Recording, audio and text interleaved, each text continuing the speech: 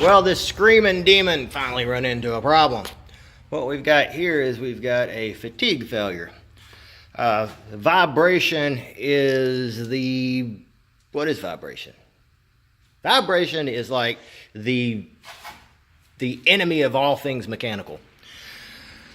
Reason being is you start getting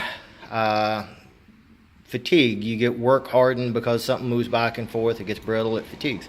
Metal fatigue. So that's exactly what's happened here. So this piece, whenever the air compressor kicks on, it vibrates. It's adjacent solidly to this. This compressor is mounted without any suspension, straight from the factory, mind you. And we get a lot of vibration, which since this is on such a large lever, a little bit of motion here equates to a lot of motion up here, which goes back to a lot of stress here.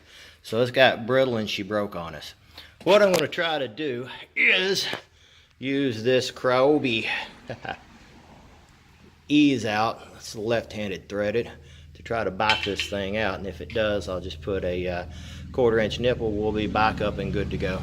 All of the dangerous parts up here with the electrical, that's just exactly what they are.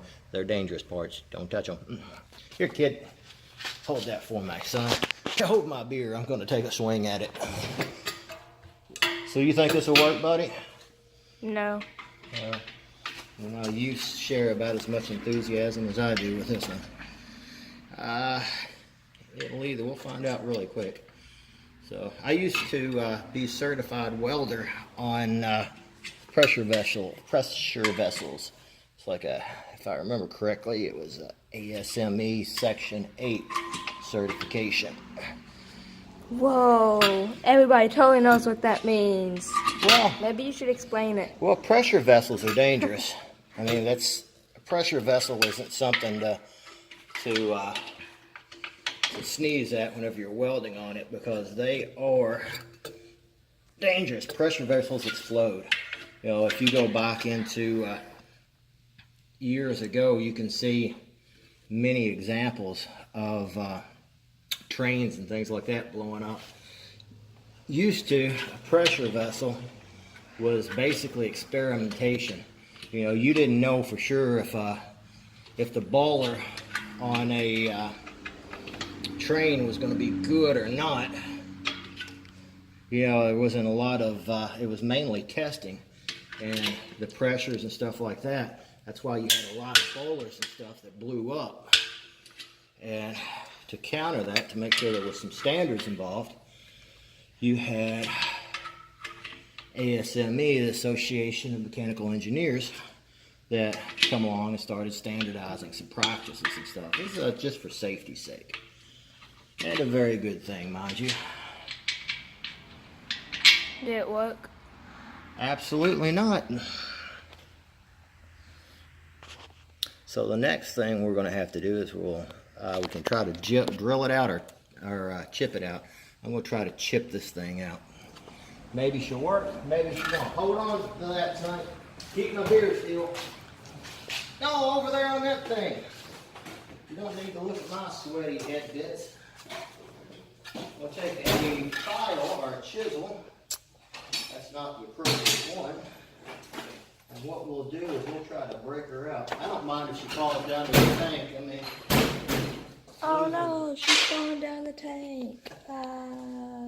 Losing that little bit of volume ain't gonna hurt us that much.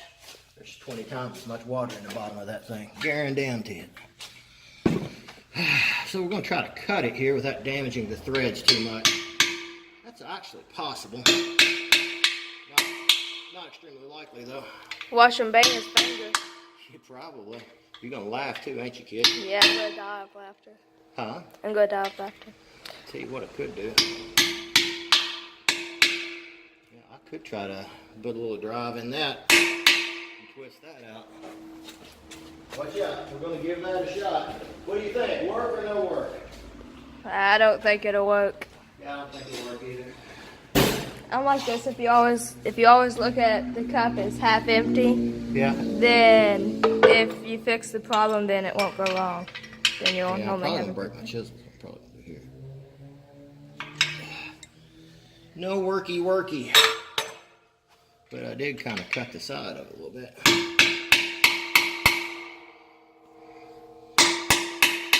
Now I could simply weld this in here, dress her up and stuff, but I have seen many pressure vessels explode.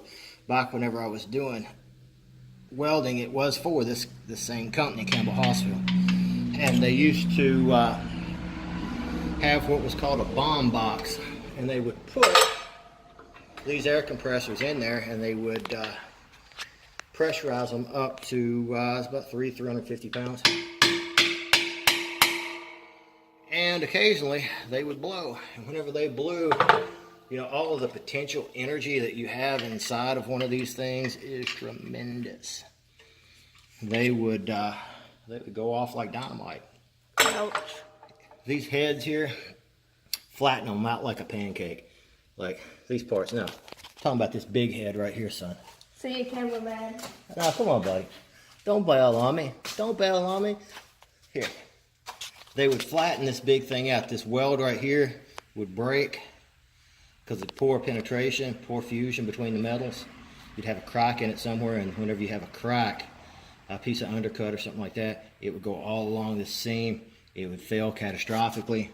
It would blow this head into a about an inch thick blast door, and it would flatten this out completely flat. I don't think that I'm approved to be a cameraman. I suck at this. Ah, dude, you're doing awesome.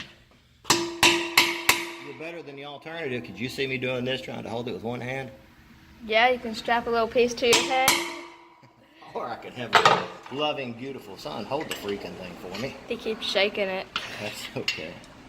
Well, we're going to have to work on this. Probably going to have to drill this bad boy out. Anyway, guys, I'll update you on this project as a little bit later. We'll see what we come up with. Good luck. Good luck.